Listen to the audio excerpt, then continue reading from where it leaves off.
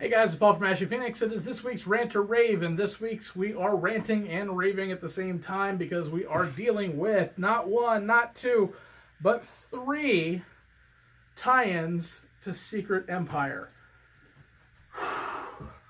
Like I said before, this is going to be tough.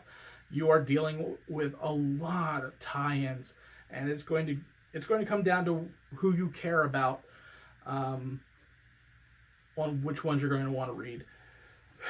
The first one is The Mighty Captain Marvel. This takes place during Zero. So if you are caught up on Secret Empires, this book takes a giant step back on the narrative. It's an unnecessary book. I don't know if it was late or whatever. It just seemed completely unnecessary, and it didn't really add much to the series as itself. So you can actually skip that one unless you're really concerned about what's happening on outside the planetary defenses. Then we had Secret Warriors. Secret Warriors is actually kind of fun to read because you have the interactions between Miss Marvel and Quake and Karnak and Moon Girl and Dinosaur and Devil Dinosaur. It was cute, and the art was very good, and the writing was pretty good. You're dealing with the Inhuman side and how Captain America is dealing with that, and obviously not well, because the Inhumans are a major threat to his legitimacy and his empire.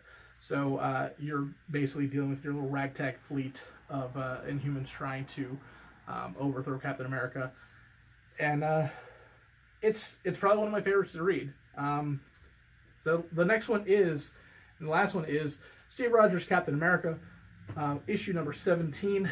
This was probably the best one of the three, mainly because Nick Spencer is the one who's actually writing Secret Empires too. So it seems the most cohesive of the issues to check out, because he's writing the series and he's also still writing Captain America. But this one was chilling. Felt very creepy.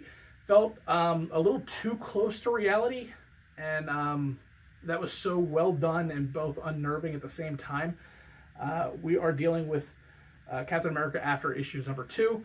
So, spoilers for a second.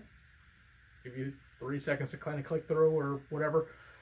After he's leveled Las Vegas, he's dealing with the journalists, and we are starting to see kind of the fascism of Hydra come through, and how some of that kind of mirrors our current reality, which made the book feel real and unnerving at the same time because of the hyper-realism of what could possibly happen in this country in general.